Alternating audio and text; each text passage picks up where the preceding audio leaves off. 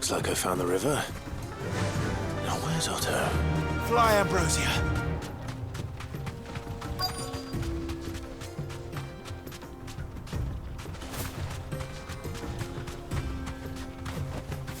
You deserve a rest.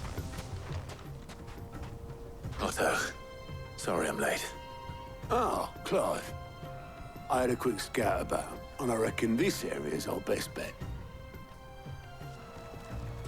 Seems Blackthorn's the only one who thinks smithing with his Stardust stuff's a good idea. It's just lying here, waiting for any old fool to fill his boots. But unlike any old fool, you thought to bring a wagon. Well spotted. Now get filling.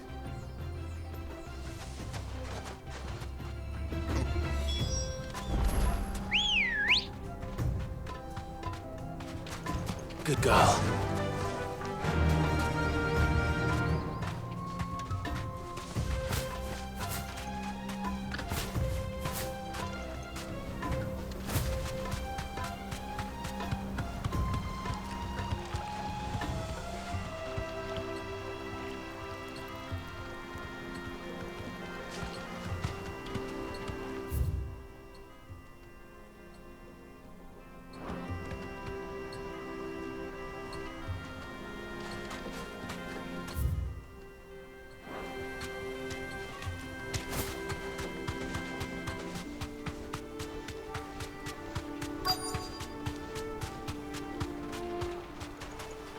Be safe.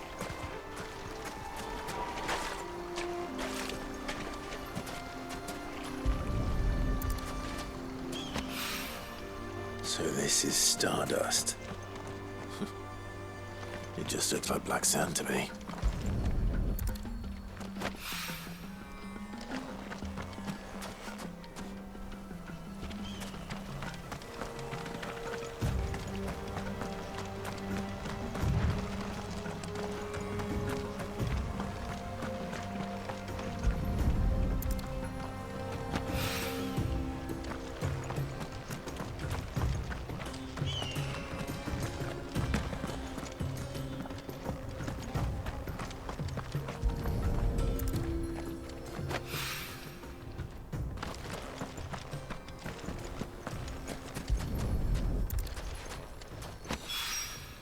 That should be enough for now. Let's see how Otto's getting on.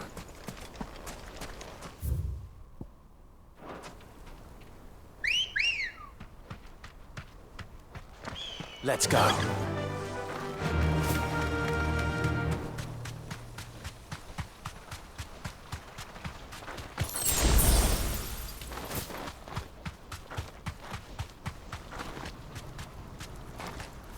Straight home now.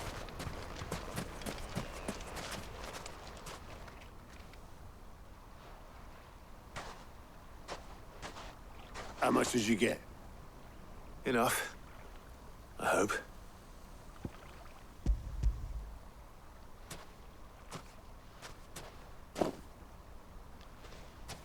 More than me.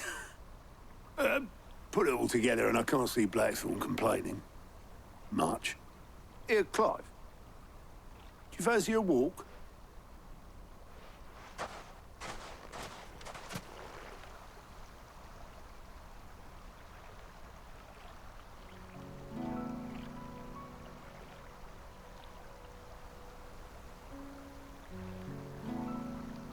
Sid would be proud. Of what? Of you, you idiot. The way you've carried on what he started.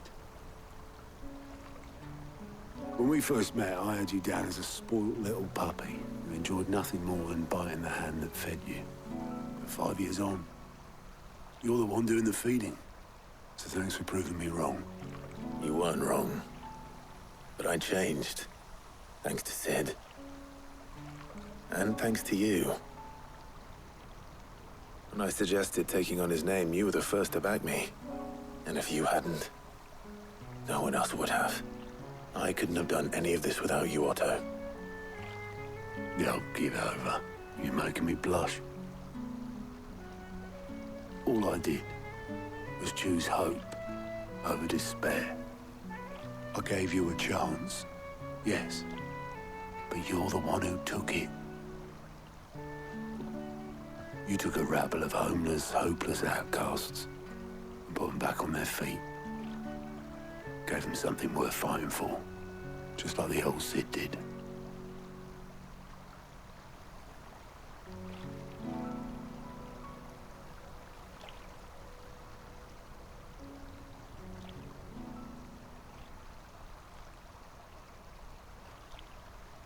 About time I was heading back, I reckon. All this scrabbling about in the sand's taken its toll on the old pins. I'll see you back at the hideaway then. You can take a well-earned rest when you get there. Oh, I plan to. Believe you me. But I'll make sure Blackthorn gets his precious black sand before I put my feet up. He'll only moan otherwise.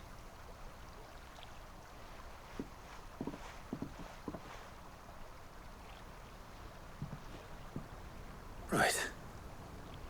Ready to go home, boy?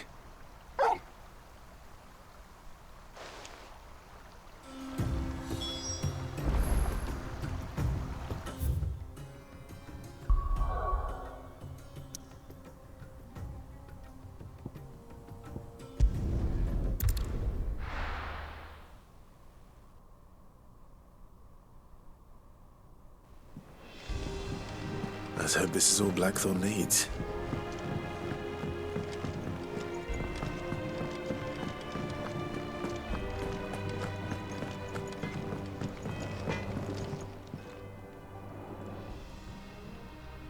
Blackthorn, got everything you need?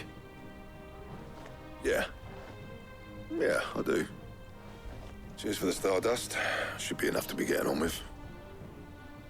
Nice to get out and about for once. Let's do it again sometime, eh? I'll make a start on putting this thermal plating together then. It'll take some time, mind. So if you've got other things to be getting on with, I could do without you breathing down my neck. Thank you, Blackthorn. I'll let Mid know construction's underway.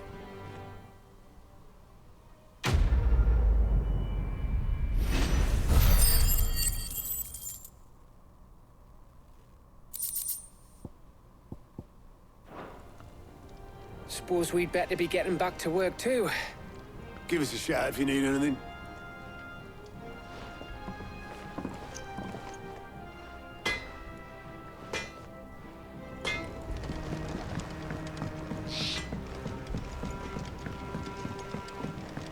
I went up to give some breeze to the chocolate.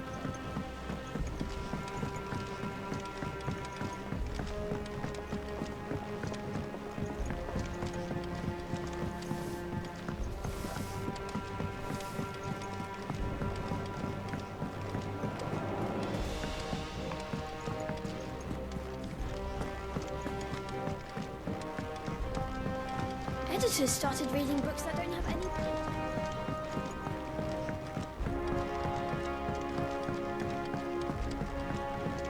If I don't come up with something soon. You'll be pleased to hear that Blackthorn started work on the plating. Excellent. 1 down, 2 to go. So, what's next? The helm, of course. For this, we'll be repurposing fallen scrap. Salvage from the ruins? I thought that material was all but impossible to work. Ah, but we don't have to. I'm sorry. Just so happens there's one particular ruin that's broken into exactly the right shape and size pieces for what we need. What's the name back there? I'll give you all the details. What's her name? Right.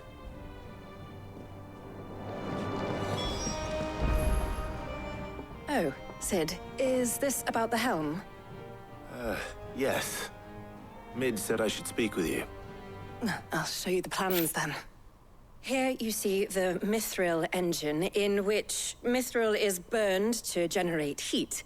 That heat is then harnessed to produce motive force. Excess heat is dealt with by means of the thermal displacement stack, which disperses it into the surrounding air. Now, were we to rely on thermal plating alone to achieve this effect, the rate of excess heat buildup would far exceed the displacement coefficient of the plating. In other words, the reactor would overheat and eventually explode. This is where the helm comes in. It connects to the plating, you see, and serves as a sort of thermal sink to absorb all that excess energy. Our experiments have shown that fallen ceramics are remarkably thermophilic. They can withstand and absorb levels of heat far above anything we are able to make today. And not only that, they're also waterproof and immune to rust, making them the perfect material for our protective hood. Why? If sea or rainwater were to enter the reactor proper, it would vaporize instantly. The forces produced would tear the ship from stern to... You can stop there. I understand. Mid said we might be able to use parts of a fallen ruin. Where would I find it? Ah, yes. It's in Lorbert's Pass, near Lostwing. The thing is, well, I probably should have arranged to have the pieces we need brought here sooner. You see, a certain unwanted visitor has taken up residence there.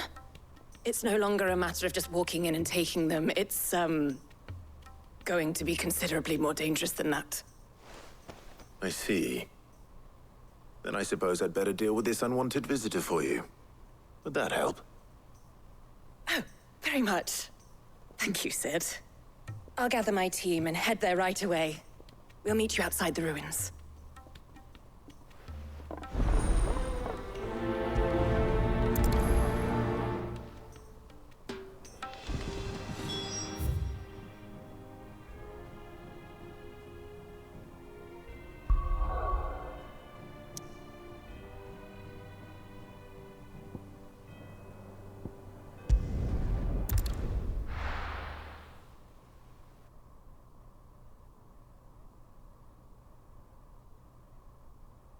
I'll be taking you all to a storehouse in the Bales. Leave anything you don't need behind.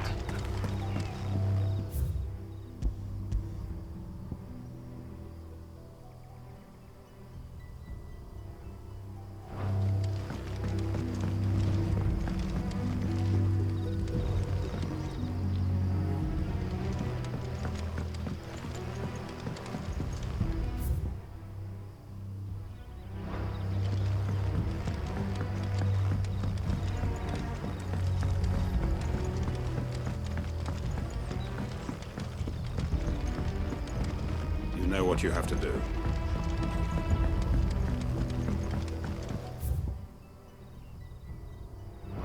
If you're ready, we leave at once.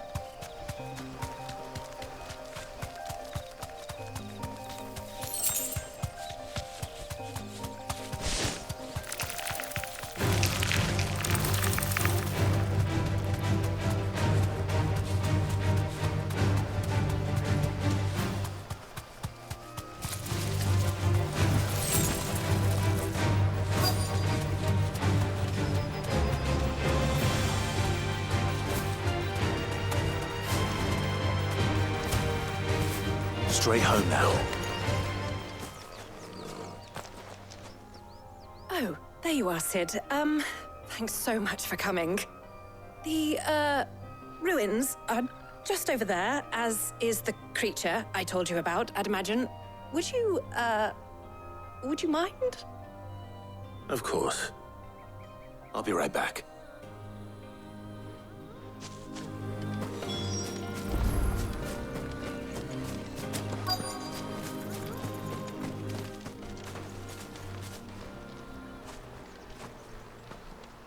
Anybody home?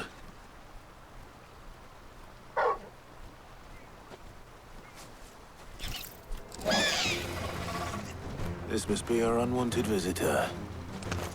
Time to go. Yeah.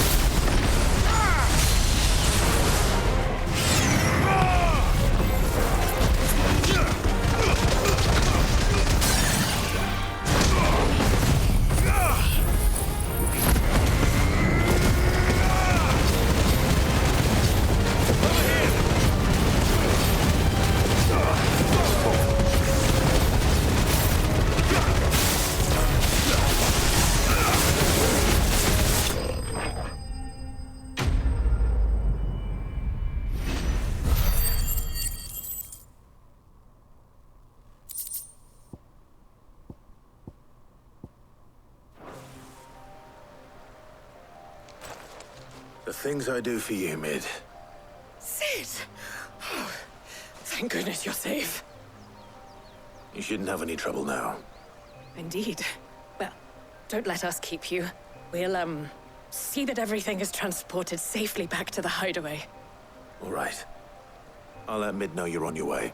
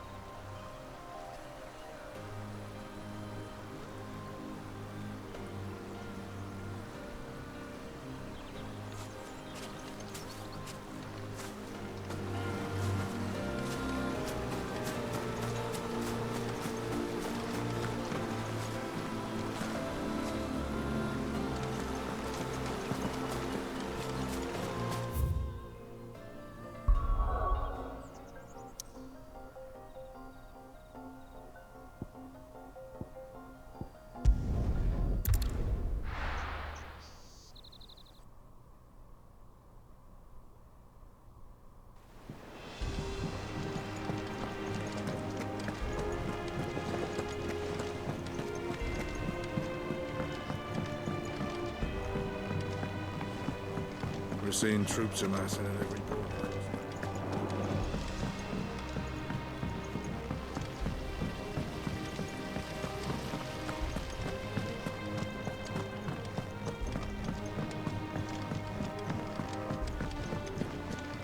I think Mid might need some help. If I don't come up with something soon. Mid. Helena has recovered the material for the helm. She'll be along shortly.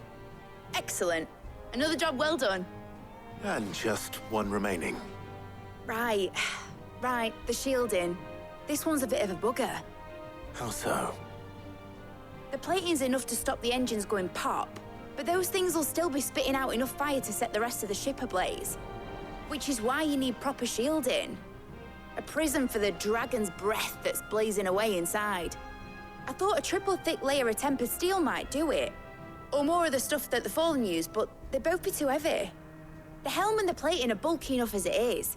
Add any more weight and the whole ship would be at the bottom of the briny before we'd even started.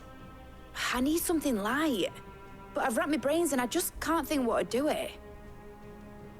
Well, if I were in need of obscure knowledge, I know whose counsel I would seek. Harpocrates. Tomes?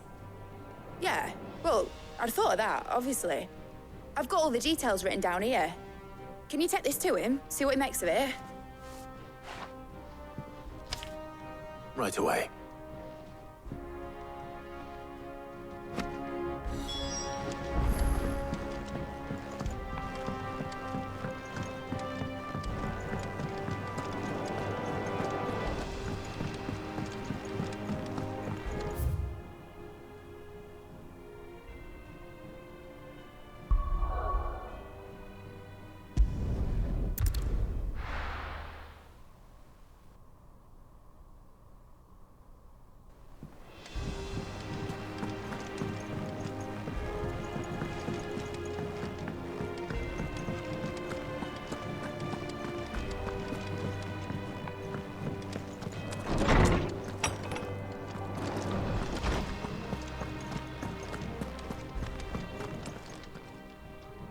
Harpocrates, do you have a moment?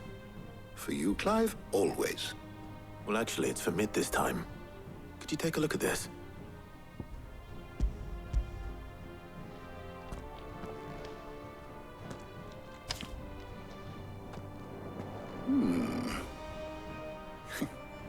Shielding for a mithril engine? Whatever will that girl think of next? And what are these notes around the edges? She has some specific requirements for the materials. The shielding needs to be able to resist extreme heat on the inside, and yet remain cool enough on the outside not to set the ship alight, while also being light enough not to sink it. As you can imagine, she's struggling to find anything that meets her needs. I see. I wondered if you might know of a solution, or if you might be able to search the records for one. Perhaps it is not a different material she requires, but a different approach. What do you mean? Consider the lake we have made our home. Its blighted waters eat away far more quickly than fresh water or even brine, at timber and steel alike. And yet, we have made a home here from those very materials nonetheless. We have. But Bardolph must varnish every board twice over to keep it from rotting. And Obelus complains that without a constant supply of pitch. I see. Early Gregorian histories speak of a preparation known as moon dew. It is said to be able to resist even the most ferocious flames.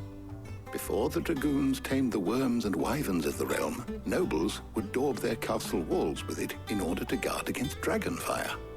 So if we could recreate it... It might be applied to some material or other in order to provide the protection Mid requires. As to how best to apply it and to what material, perhaps Bardolph and Obelus might be of assistance. I shall speak to them and see what wisdom they might have to offer. If you would be so kind as to procure the necessary ingredients, I shall discuss the specifics of how it might be most effectively put to use with our two friends. The knowledge of the past may yet prove useful to we of the modern era. Thank you, Harpocrates. And since you're asking others to help you, perhaps I should too.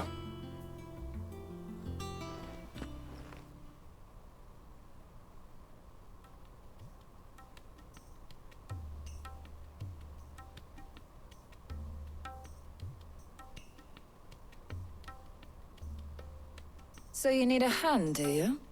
We do. I'll be heading to market for the ingredients we need. I could do with some help. And some company, too. The other can assist me in researching how best to prepare the shielding itself. Can we count on your aid? Always. Well, if Jill's game. Thank you. I am sure either of these fine young minds would prove indispensable in my research. I leave the decision as to who will go with whom in your capable hands, Clive.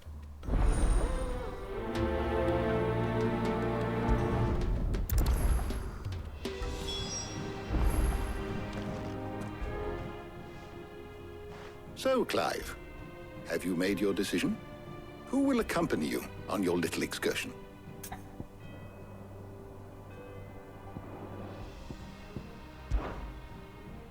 All right. So, what are we fetching? I have taken the liberty of preparing a list. Here. Garlic? Conch shells? Are you sure this is the right list? Looks like the ingredients for someone's supper. Though these items may seem mundane, they have potent effects that are rarely exploited, effects for which they were once highly prized. So much so, in fact, that they were harvested almost to extinction, hence moon dews having fallen from favor. Now, of course, they can be obtained with ease. You should be able to find everything you need at the market in Northreach. Well, isn't that convenient? I was hoping to be able to make a trip over that way sometime soon. Need to speak to an old acquaintance. I'll meet you there. All right. Stay safe. See you later, Clive. Good luck with your research.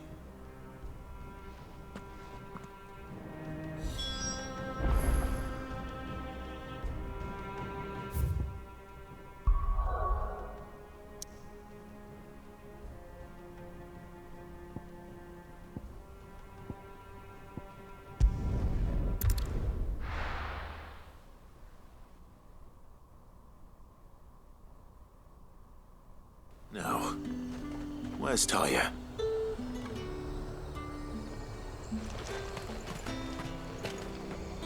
And what can I do for you?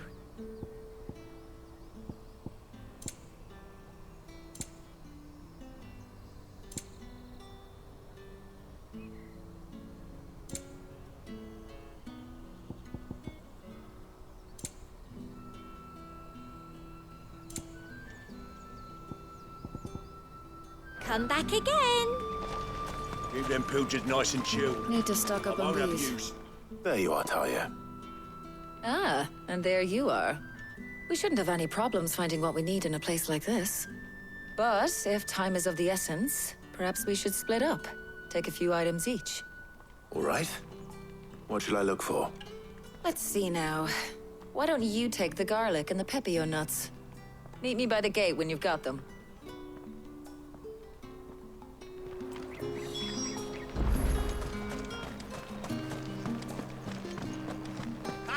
You'll not find a bruised penny. Fresh cuts! Come and get them before they're gone. What can I interest you in today? I hope it's to your liking. You're always welcome here in Lostwing.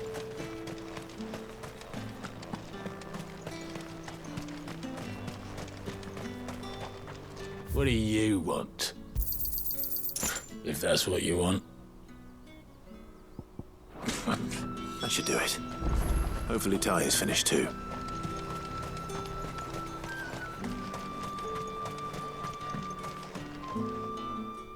Well, did you find everything? I did. Here.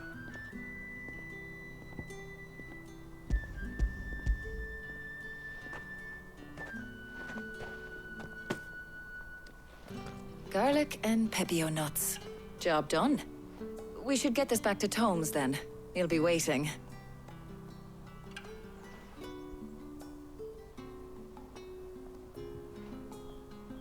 But we're not in too much of a rush, are we? Quick chat.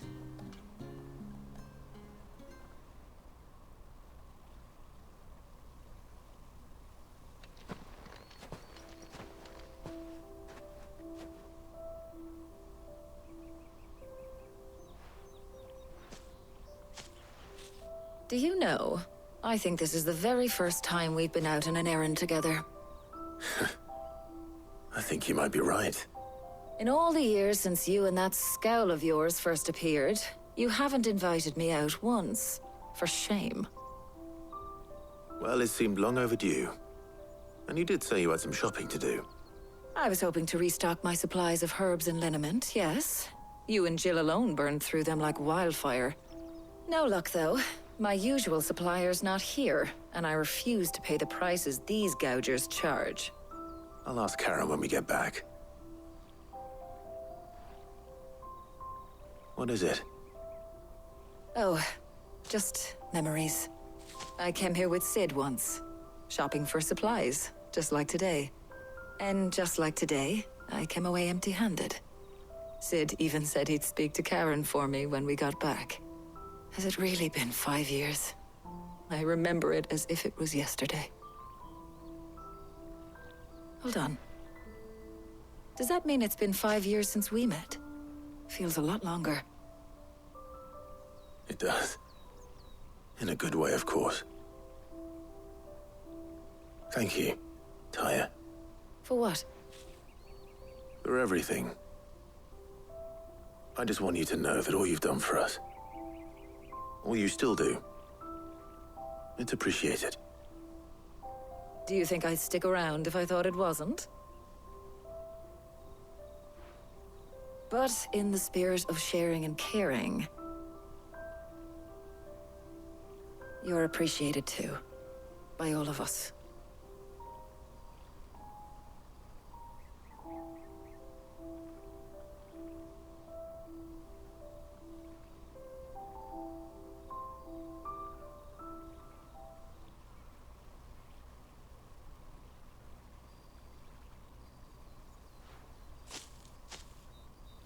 Well, I think we've tarried long enough.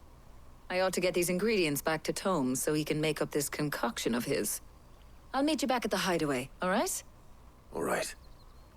And thanks again. I heard you the first time.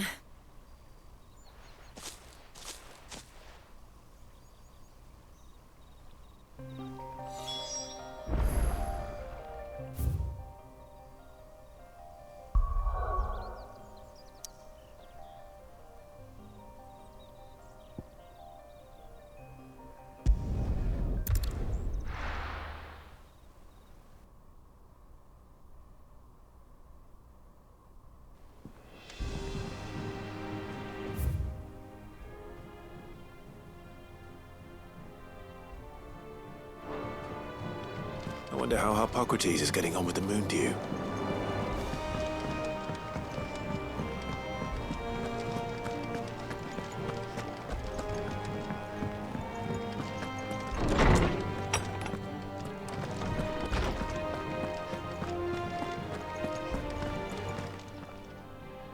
How's work on the shielding progressing, Hippocrates? Well, very well indeed. And thanks in no small part to your kind assistance. I was just explaining to Tarja how we might best go about preparing the moon dew. And now that we have all the ingredients, we may begin. You can count on me. I've mixed more than a few mysterious concoctions in my time. I'm sure you have. What about the shielding itself? Work is underway, under the watchful eyes of Bardolph and Obolus. Apparently, it'll be ready soon. Thank you. All of you. Right then. Jill, would you join me in the infirmary? Many hands make light work and all that. Of course.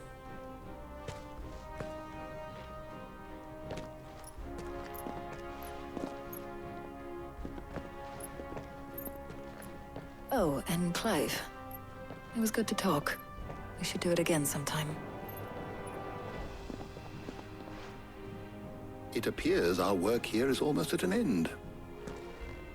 A shame. I was enjoying playing the man of action for once. When both the shielding and the moon dew are ready, it will merely be a matter of applying the one to the other. Followed by a rigorous process of testing and retesting, of course. Perhaps someone ought to warn young Mid of that. Leave it to me. Thank you, Hippocrates.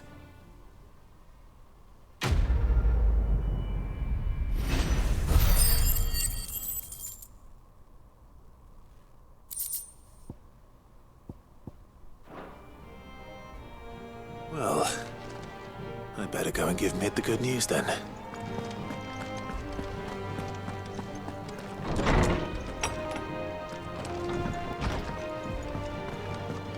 Thanks to Sid.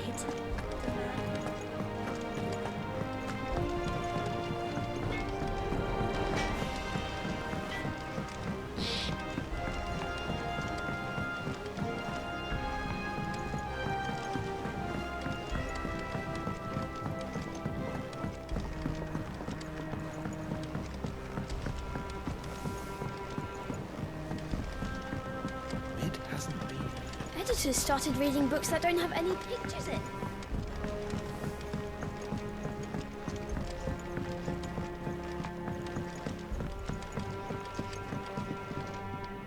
Sorry to keep you waiting, Mid. But you'll be pleased to know that work on the shielding is underway. You found something for it? In a manner of speaking, Hippocrates knew of a substance that's highly resistant to heat. A coating that should provide the protection you need. He's supervising the construction and testing of the shielding as we speak. Brilliant! I knew you wouldn't let me down. Don't thank me. I'm just the errand boy. Right then, better start working out how to bolt all these bits together. To the Black Hammer!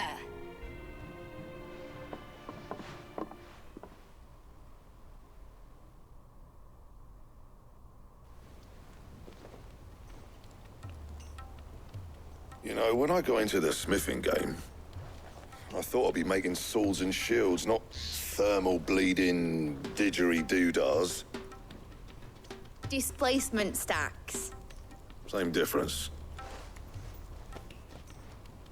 Whatever you call it, I ain't putting it together in here. It's cramped enough as it is. Let's take this outside. Mid, you get all the parts lined up on the deck.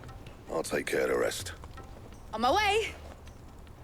Oh, and bring me the biggest hammer you can find. This is gonna require some precision walloping.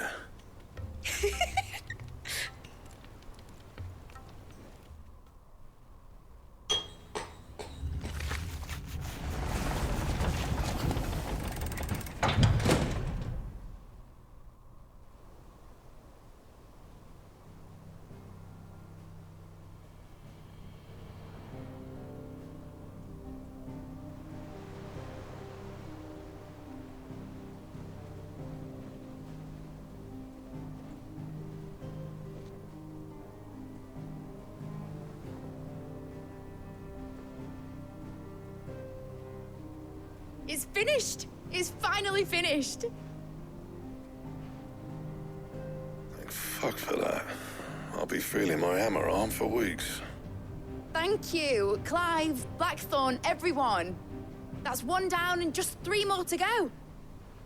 I'm sorry. Oh, didn't I tell you? The Enterprise has 4 mithril engines, and we'll be needing a displacement stack for each. You don't mean... Don't worry. Now they've got a finished one to work off, my gang in Canva can build the rest. Good luck to them, I say. Right, I'm off to get a sling for this elbow. Any other work comes in, keep it to yourselves, eh?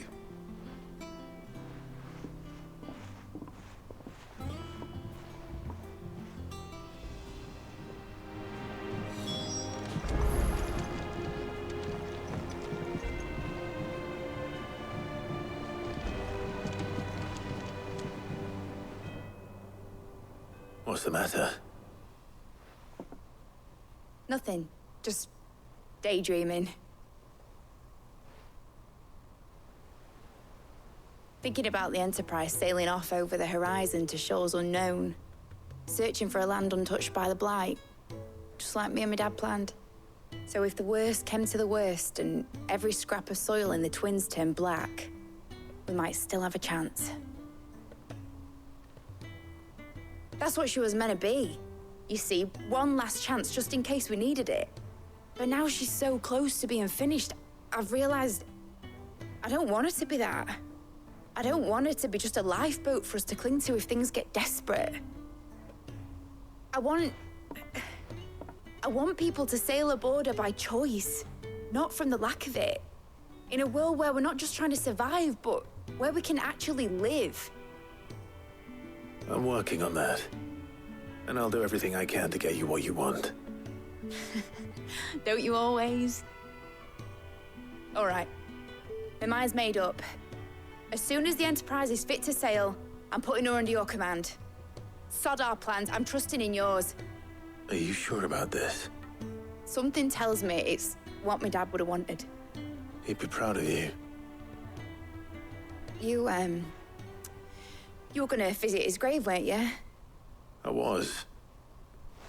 And you can come too now that your little project is finished. Right. There's just one thing I need to finish up first. Won't be a mo. All right. I'll let Otto know you're coming. Meet us in the mess when you're ready. Aye, aye, Captain.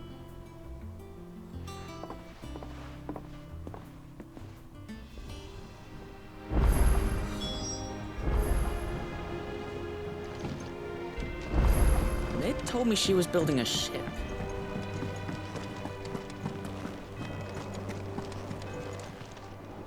Welcome to the Patron's Whisper. Here's everything we've received and everything promised. Here you are. All done?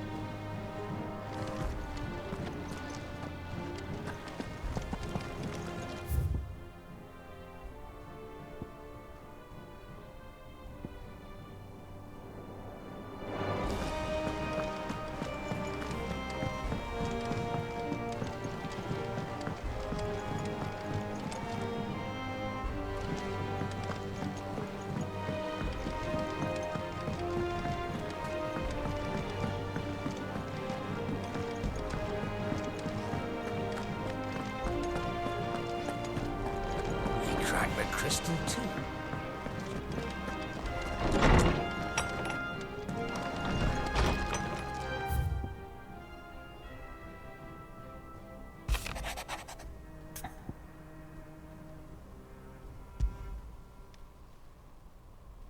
Hopefully it's nothing.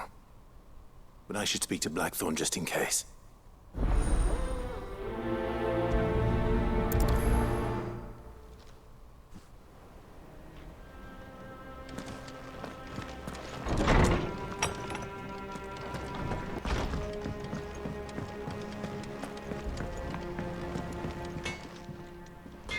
Blackthorn, do you have a moment?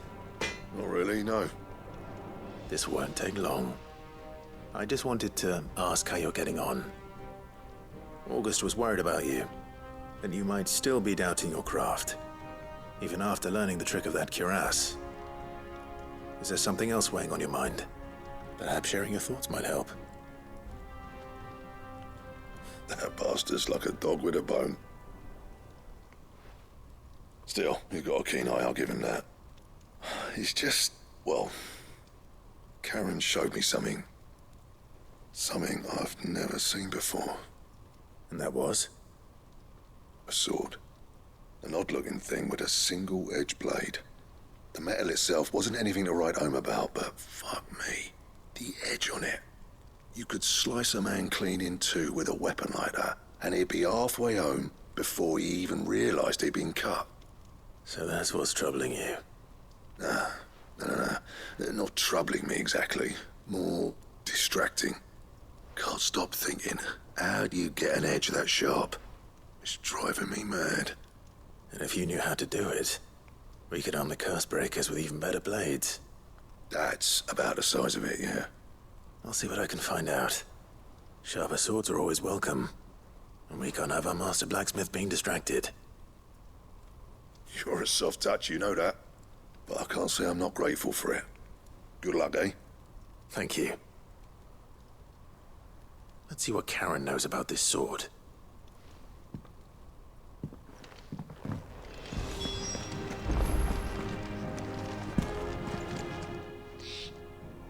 You're looking well, Karen.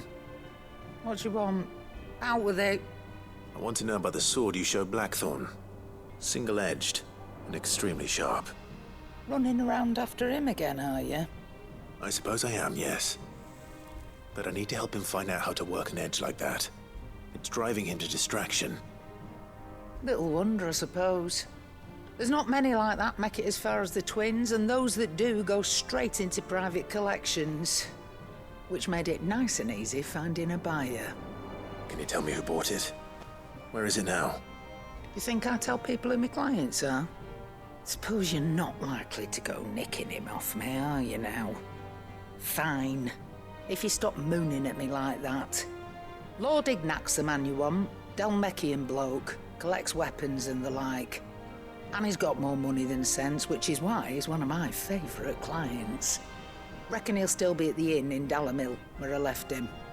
Thank you, Karen. Oh, and he's a touch eccentric, if you take my meaning. I appreciate the warning.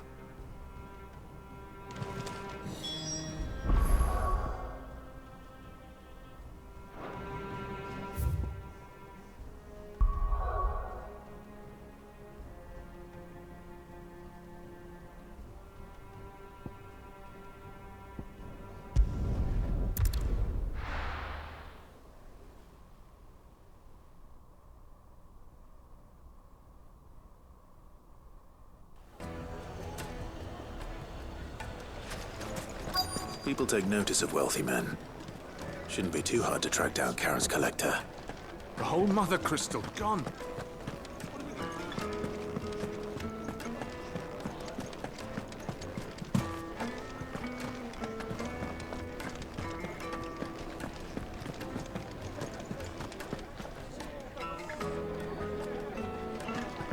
Welcome. If you're hoping for a bed, I'm afraid you'll have to look elsewhere. One of our wealthier patrons has purchased the use of every room, hoping to keep out the riffraff, as he puts it.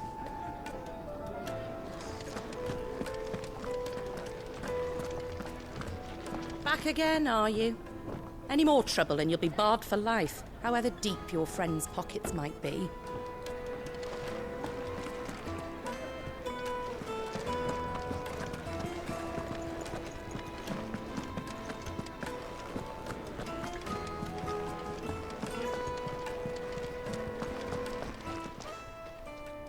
My reputation will be ruined!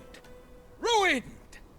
Calm yourself, Lord Ignac, I beg of you, before you do yourself a mischief. Pardon the intrusion, but... Out! Get out! I paid for these rooms so I wouldn't be disturbed. Leave me be! Please, allow me to apologize. His lordship is going through a difficult time, and he's never been fond of guests arriving unannounced. Radim! Get rid of the filthy oaf this instant! Very good, Lord Ignac. Would you mind stepping outside for a moment?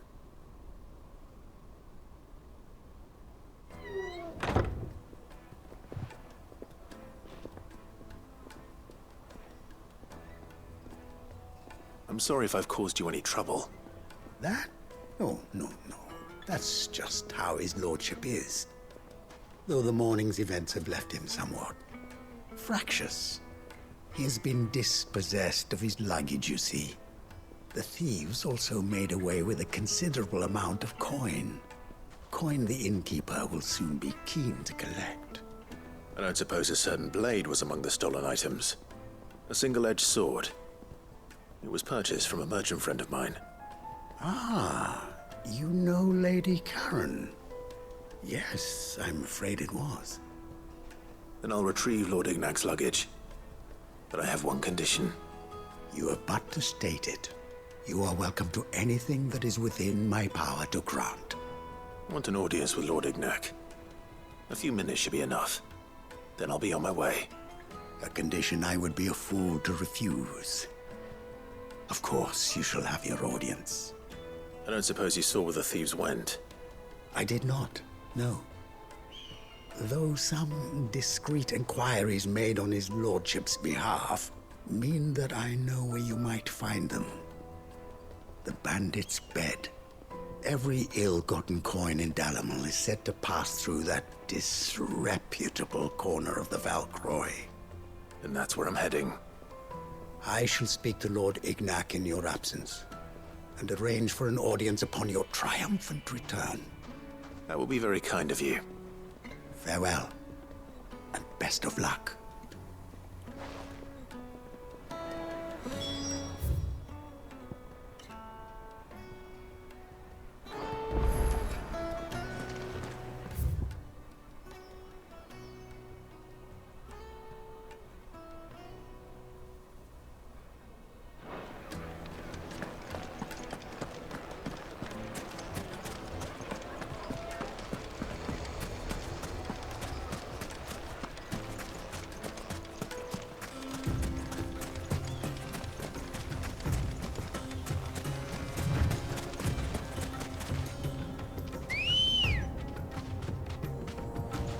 Let's go. Fly, Ambrosia.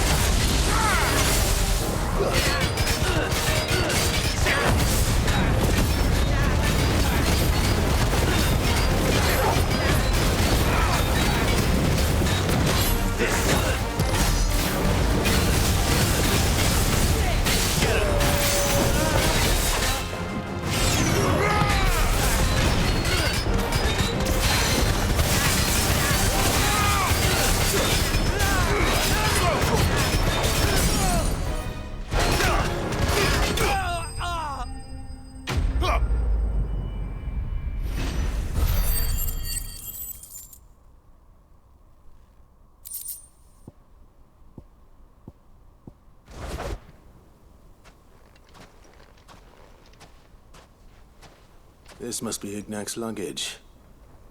Nothing seems to be damaged. All right. Let's get it back to Delamil.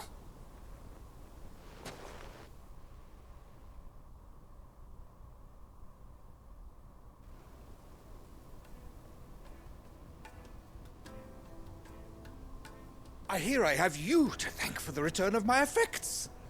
What shall I call you, my good man? Wyvern. Glad to make your acquaintance. A formidable name indeed. Well, Wyvern, I appear to be in your debt. Redeem here tells me you wished for an audience. Is that all? A few moments of your time should suffice, yes. You're a peculiar fellow, Wyvern. All right, speak.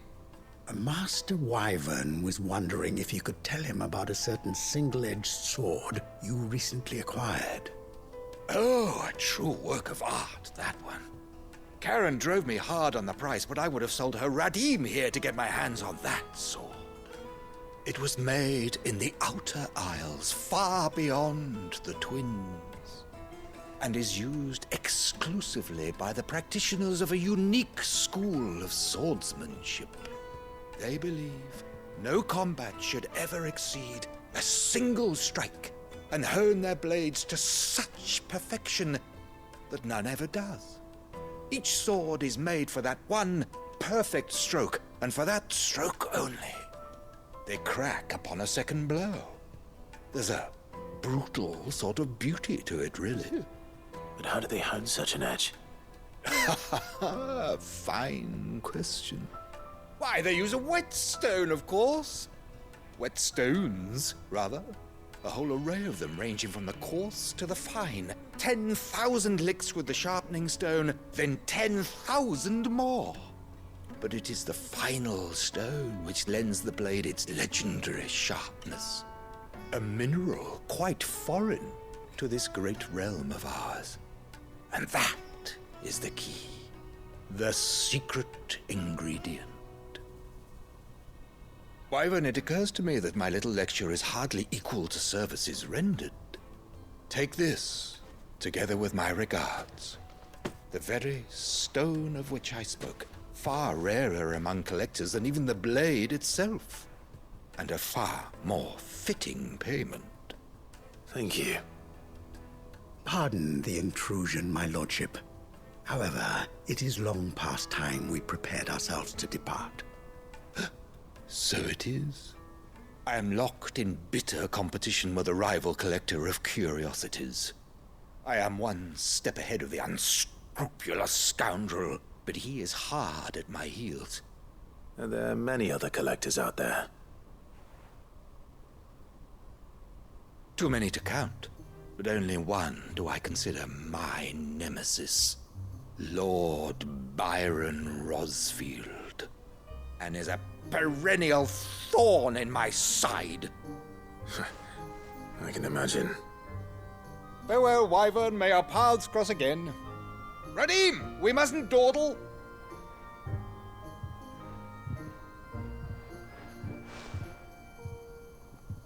I think his lordship is rather taken with you, Master Wyvern.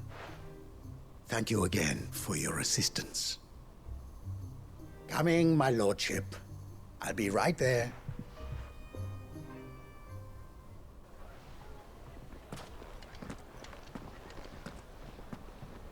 Trust Uncle Byron to find such an interesting rival. Now, let's see what Blackthorn makes of this whetstone, shall we?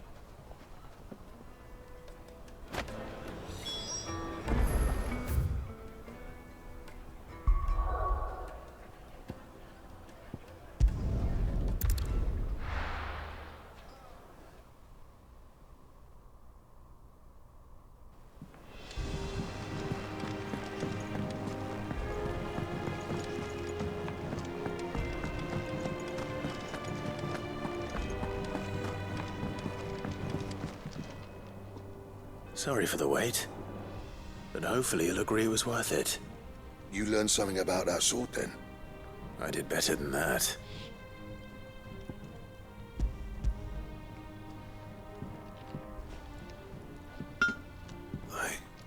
A whetstone. Yes. But not one you'll find anywhere in Valisthea.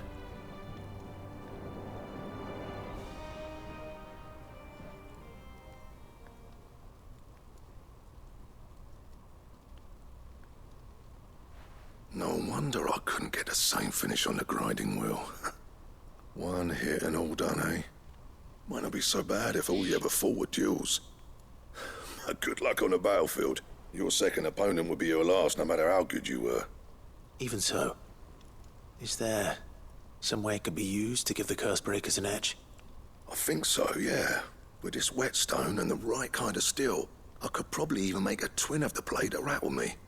But there'd be no replacing this little rock once I worn it down to a sliver. I reckon we get a dozen swords from it, if that. Swords that the curse breakers wouldn't know how to wield properly, and that would see them through a single fire piece. Nah, no point trying to copy that thing. Be about as much use as a wax anvil. But finishing our blades with a whetstone this fine, now that's something to consider. And what's finer than fallen masonry, eh? Or more hard-wearing, for that matter. Just imagine it. Good Valisthean steel with an edge as sharp as any found in the Outer Isles. I won't make a copy, nah. I'll make something much better. I'm sure the curse breakers will be delighted. Just don't push yourself too hard. Don't you worry about me, sunshine. I've been working day and night since I was half your age, and I'll still be here when you're long gone. Hey, thanks, Clive. I mean it. I owe you one, August too. It's good to know someone's looking out for me. You'll be happy to hear you said that. And I'll see that my debt to you's paid. First new blade I make's got your name on it. You come and find me when you've got the materials. All right. I will.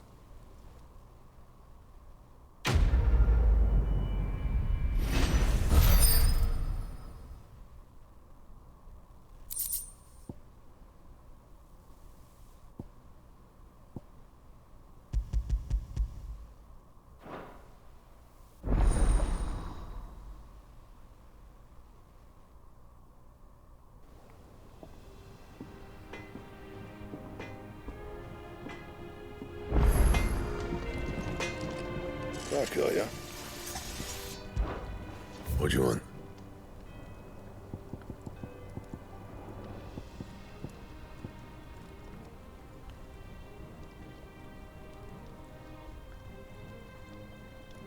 And how am I meant to do that then?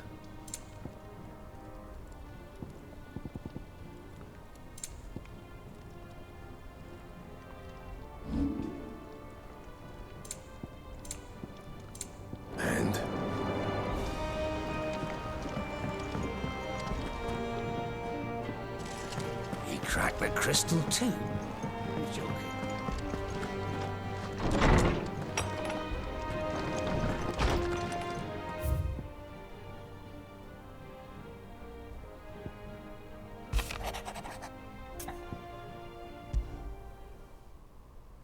What could be wrong with Torgor?